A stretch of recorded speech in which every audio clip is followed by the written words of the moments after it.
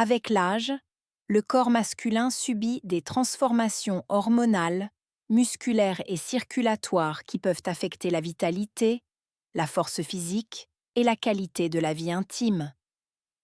Cependant, certaines habitudes validées par la recherche scientifique permettent de maintenir une bonne santé masculine, même après 60 ans.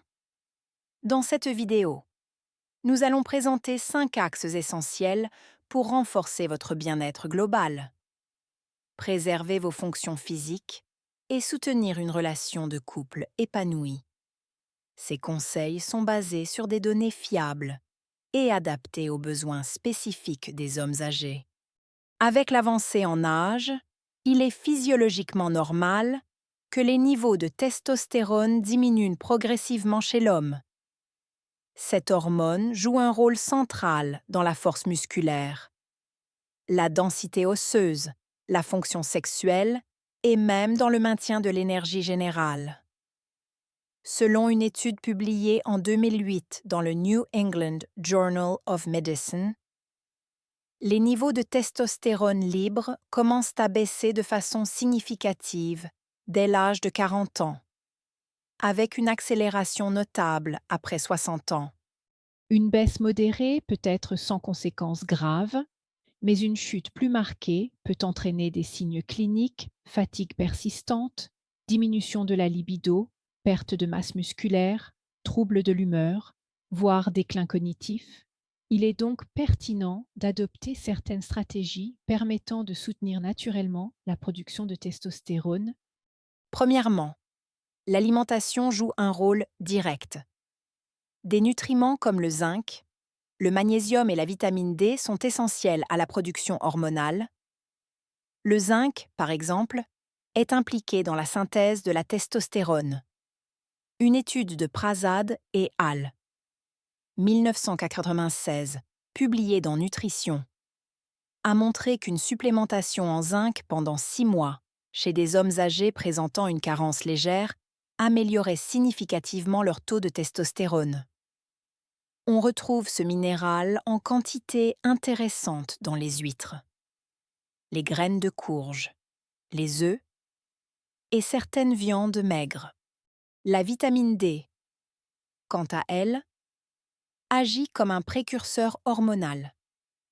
Une recherche autrichienne publiée dans Hormone and Metabolic Research 2011 a révélé qu'un taux optimal de vitamine D sérique était associé à des taux plus élevés de testostérone libre. Une exposition modérée au soleil et la consommation d'aliments enrichis, jaune d'œufs. Poissons gras peuvent y contribuer, et une supplémentation peut être envisagée selon avis médical. Deuxièmement, l'exercice physique, en particulier la musculation modérée ou les exercices de résistance, stimule également la production de testostérone. Une étude menée en 2012 par Kramer et Cole, parue dans Sports Medicine, a démontré qu'un programme d'exercice régulier à intensité contrôlée chez des hommes de plus de 60 ans permettait non seulement une augmentation de la force, mais aussi une élévation modérée du taux de testostérone total. Il est conseillé de pratiquer 2 à 3 séances hebdomadaires, même avec charge légère, en sollicitant les grands groupes musculaires. Troisièmement, la gestion du stress chronique est capitale. Le cortisol, hormone du stress, agit en antagoniste de la testostérone. En d'autres termes, plus le stress est élevé, plus la production de testostérone peut être freinée. Une revue systématique publiée en 2020 dans Psychoneuroendocrinology confirme cette interaction entre stress prolongé et diminution des hormones androgènes. La pratique de techniques simples comme la respiration abdominale, la marche en plein air ou encore des exercices de relaxation peut avoir un impact positif à long terme. Enfin, le sommeil de qualité est un facteur souvent sous-estimé. Une étude de 2011 par Leproult et Van Cauter dans JAMA a montré que chez les hommes en bonne santé, Une restriction du sommeil à moins de 5 heures par nuit pendant une semaine réduisait les niveaux de testostérone de 10 à 15%. Il est donc essentiel de viser 7 à 8 heures de sommeil réparateur chaque nuit. Dans des conditions favorables, chambre calme, température stable, absence de lumière bleue le soir. En résumé, il n'est pas nécessaire d'avoir recours à des traitements hormonaux systématiques pour soutenir la testostérone après 60 ans. Une combinaison bien structurée entre nutrition adaptée, activité physique régulière, bonne hygiène du sommeil et gestion du stress peut déjà apporter des bénéfices significatifs. Ces approches sont sûres, accessibles et soutenues par des données scientifiques solides. Le plancher pelvien, aussi appelé diaphragme pelvien, est un ensemble de muscles et de tissus conjonctifs situés à la base du bassin. Chez l'homme, ces muscles soutiennent la vessie, le rectum et participent au bon fonctionnement de la prostate, de la continence urinaire et de la fonction érectile. Or, avec l'âge, ce groupe musculaire tend à s'affaiblir, ce qui peut contribuer à des troubles urinaires fuites, urgences fréquentes et à une diminution des performances sexuelles. Ce phénomène est fréquent chez les hommes de plus de 60 ans, particulièrement après une chirurgie de la prostate comme la prostatectomie, mais aussi en dehors de tout antécédent médical. Une étude britannique parue en 2005 dans BJU International a évalué l'efficacité des exercices du plancher pelvien chez des hommes souffrant de dysfonction érectile modérée à sévère. Après 3 mois de pratique régulière, 40% des participants ont retrouvé une fonction érectile normale et 35% ont noté une amélioration significative. Ce résultat souligne l'intérêt de stratégies non pharmacologiques et ciblées. Les exercices du plancher pelvien, connus sous le nom d'exercices de Kegel pour hommes, consistent à contracter et relâcher les muscles périnéaux de manière volontaire. Pour localiser ces muscles, il est souvent recommandé d'imaginer interrompre le flux urinaire en cours de miction, sans le faire systématiquement. Une fois les muscles identifiés, l'exercice consiste à effectuer des séries de contractions par exemple. Contracter pendant 5 secondes, relâcher pendant 5 secondes et répéter cela 10 à 15 fois, 2 à 3 fois par jour. Une méta-analyse publiée en 2021 dans The Journal of Sexual Medicine a montré que les exercices du plancher pelvien amélioraient significativement la qualité de l'érection, réduisaient les symptômes d'incontinence post-opératoire et contribuaient à une meilleure maîtrise de l'éjaculation précoce. Ces bénéfices sont cumulables avec le temps, à condition de pratiquer régulièrement sur plusieurs mois. En complément des exercices, certains facteurs peuvent aider à préserver l'intégrité du plancher pelvien. Le surpoids abdominal exerce une pression constante sur cette zone, fragilisant les muscles et aggravant les symptômes. Une étude de 2014 par l'American Urological Association a confirmé que la réduction du tour de taille chez les hommes en surpoids améliorait la fonction urinaire et la qualité de vie sexuelle. Par ailleurs, la constipation chronique ou les efforts de poussée fréquents, notamment liés à des troubles digestifs ou à un manque d'hydratation, sollicitent à l'excès le périnée et peuvent contribuer à son affaiblissement. Il est donc recommandé de maintenir une alimentation riche en fibres, de boire suffisamment d'eau, 1,5 à 2 litres par jour, et de consulter en cas de troubles persistants. Enfin, il convient d'adopter de bonnes postures au quotidien.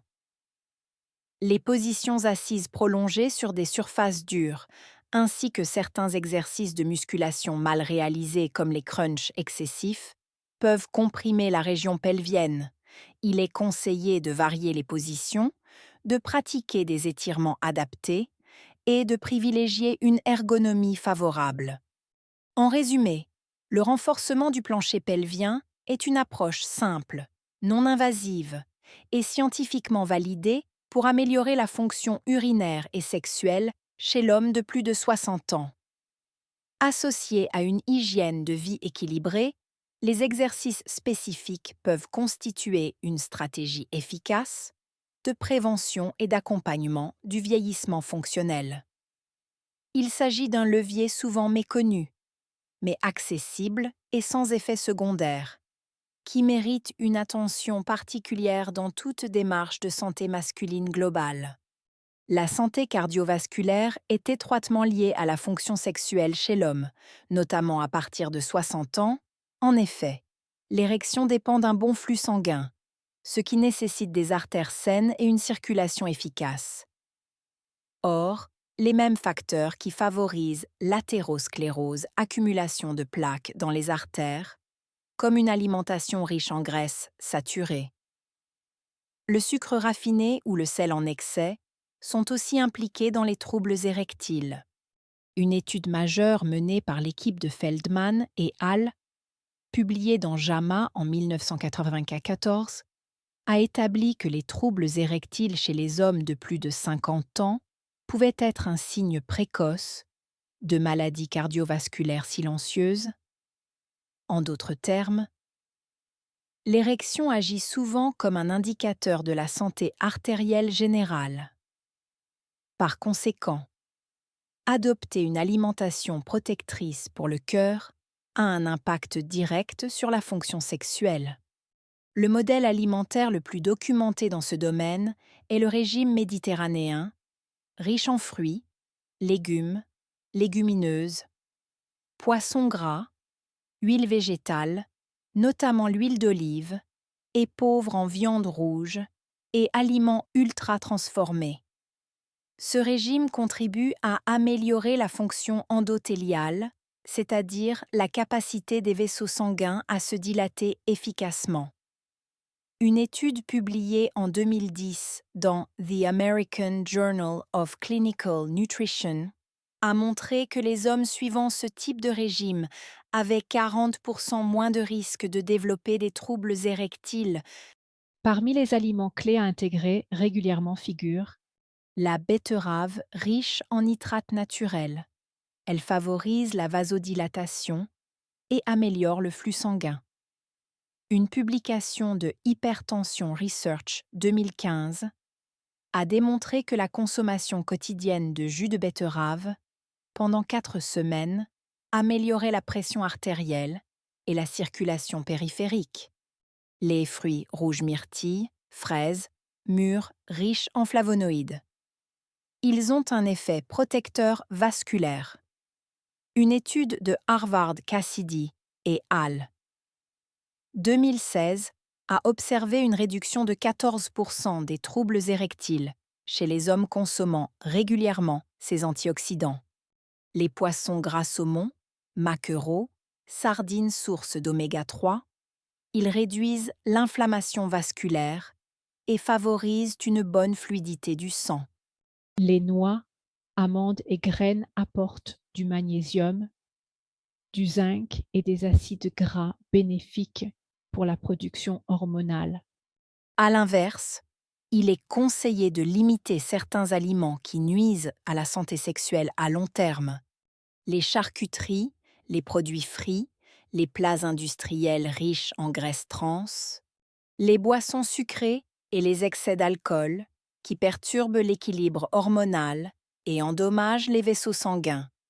Le sel en excès, souvent présent dans les plats préparés, qui contribue à l'hypertension artérielle, un facteur aggravant bien connu des troubles érectiles. Un autre facteur important est la glycémie. Une alimentation riche en sucre rapide peut altérer les nerfs périphériques, neuropathie diabétique et affecter la sensibilité sexuelle. Une étude de 2018 dans Diabetes Care a montré que plus de 50% des hommes diabétiques de type 2 présentaient des troubles érectiles, souvent liés à une alimentation déséquilibrée et une mauvaise régulation glycémique.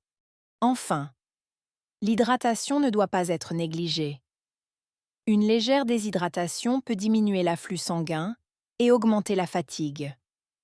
Boire 5 à 2 litres d'eau par jour, en dehors des repas, contribue au bon fonctionnement cardiovasculaire et métabolique. En résumé, la qualité de l'alimentation influence directement non seulement la santé du cœur, mais aussi les capacités sexuelles masculines. Une alimentation riche en végétaux, en bons lipides et en antioxydants naturels favorise une bonne circulation sanguine, une production hormonale stable et une fonction érectile durable.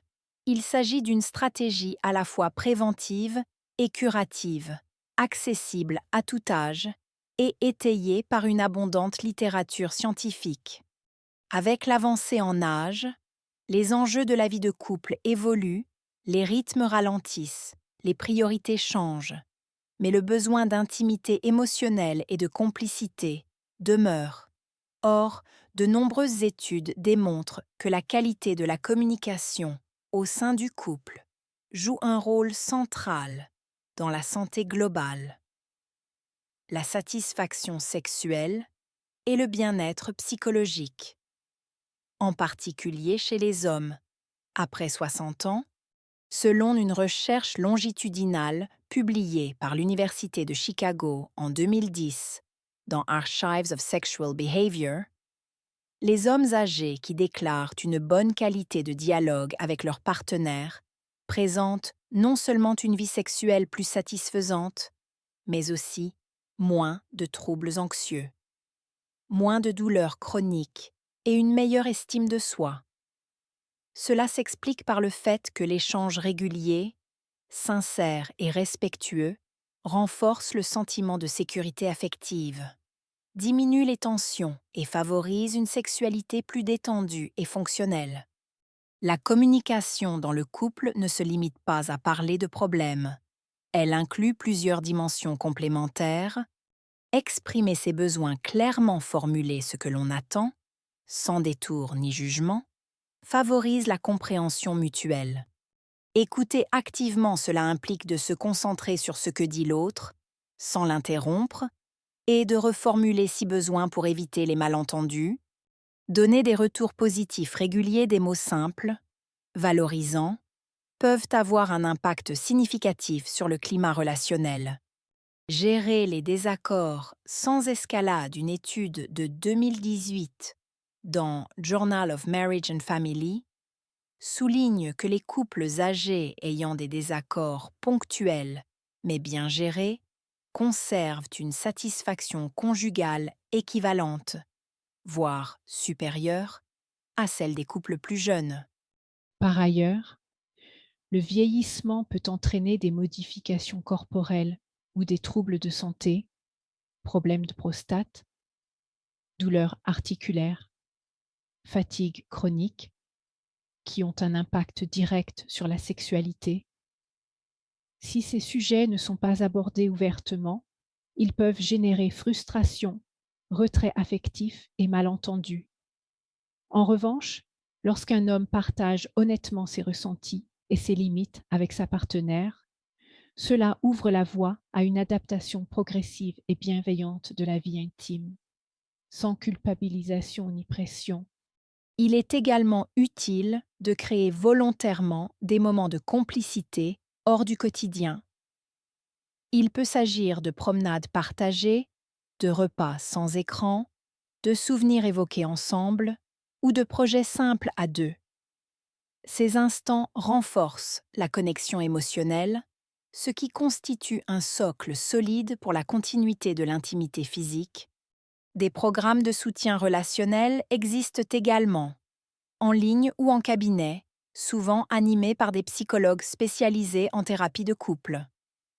Une revue systématique parue dans Aging and Mental Health 2020 a démontré que ces interventions, même de courte durée, amélioraient la satisfaction conjugale et la qualité de vie chez les couples de plus de 65 ans, particulièrement lorsque l'un des deux souffre de troubles chroniques. Enfin, il convient de rappeler que l'intimité dans le couple à un âge avancé repose davantage sur la qualité de la relation que sur la fréquence des rapports. Une étude danoise, Lindo et al. 2007, publiée dans The New England Journal of Medicine, a observé que chez les hommes de 60 à 74 ans, ceux qui ressentaient un lien affectif fort avec leur partenaire rapportaient une vie sexuelle plus épanouie, même avec une fréquence plus faible que dans les groupes plus jeunes. En conclusion, la communication conjugale, loin d'être secondaire, est un facteur de santé à part entière. Elle soutient la stabilité émotionnelle, prévient les malentendus liés au changement physique et favorise une intimité durable et adaptée à chaque étape de la vie. Encourager un dialogue régulier, bienveillant et ouvert constitue ainsi une démarche concrète pour renforcer la satisfaction relationnelle et le bien-être global chez l'homme senior. Avec l'âge, l'inactivité physique devient un facteur de risque majeur pour la perte musculaire, la diminution de la vitalité et la survenue de troubles métaboliques. Chez l'homme de plus de 60 ans, l'exercice ne sert pas seulement à entretenir la forme, il constitue un véritable levier thérapeutique pour maintenir la masse musculaire, soutenir la production hormonale, préserver l'indépendance fonctionnelle et même renforcer la fonction sexuelle. Le processus naturel de sarcopénie, c'est-à-dire la perte progressive de masse et de force musculaire liée à l'âge, débute dès la cinquantaine et s'accentue à partir de 65 ans. Selon une publication de The Lancet Kruse, Gentoft et al. 2010, la sarcopénie concerne environ 13% des hommes de plus de 60 ans et jusqu'à 50% au-delà de 80 ans. Elle augmente le risque de chute, de fracture, de perte d'autonomie, mais aussi de diminution du métabolisme et de la fonction sexuelle. L'activité physique régulière, même modérée, permet de ralentir significativement ce phénomène. Plusieurs formes d'exercice sont particulièrement recommandées. La marche rapide ou nordique, à raison de 30 minutes par jour, améliore l'endurance cardiovasculaire, favorise l'oxygénation des tissus et stimule la circulation sanguine. Une étude publiée en 2014 dans Journal of Aging and Physical Activity a démontré que les hommes marchant au moins 7000 pas par jour avaient un risque réduit de 30% de développer une pathologie chronique liée à l'âge. Les exercices de renforcement musculaire, 2 à 3 fois par semaine, ciblant les principaux groupes musculaires, jambes, dos, bras, abdominaux, favorisent l'entretien de la masse maigre. L'American College of Sports Medicine recommande aux personnes âgées de pratiquer des exercices en résistance légère à modérée, adaptés à leur niveau. Les exercices d'équilibre et de souplesse, comme le yoga doux ou le tai chi, aident à prévenir les chutes, améliorent la posture et réduisent les tensions articulaires. L'impact hormonal de l'activité physique est également documenté. Un article de 2012 dans Endocrine Reviews rapporte que l'exercice régulier favorise une légère augmentation de la testostérone endogène, particulièrement lorsqu'il implique une activation musculaire importante comme les squats, les fentes ou les montées de genoux. De plus, l'exercice réduit la résistance à l'insuline, limite l'accumulation de graisse abdominale et agit positivement sur la libido. Du point de vue sexuel, la sédentarité est un facteur de risque reconnu des troubles érectiles. Une étude prospective de 2009 par Esposito et al., publiée dans The Journal of Sexual Medicine, a suivi 110 hommes sédentaires souffrant de dysfonction érectile pendant 2 ans. Après l'introduction d'un programme d'exercice physique supervisé, marche, renforcement modéré, perte de poids ciblée. 30% d'entre eux ont retrouvé une fonction érectile satisfaisante, sans médication spécifique. L'activité physique a également un effet psychologique positif. Elle réduit les symptômes anxieux et dépressifs, améliore la qualité du sommeil et renforce l'image corporelle, des éléments souvent négligés, mais étroitement liés à la vitalité sexuelle et relationnelle. En 2018, une revue de littérature dans Aging Research Reviews a mis en évidence que les programmes combinant activité physique et suivi motivationnel augmentaient significativement la qualité de vie des hommes âgés.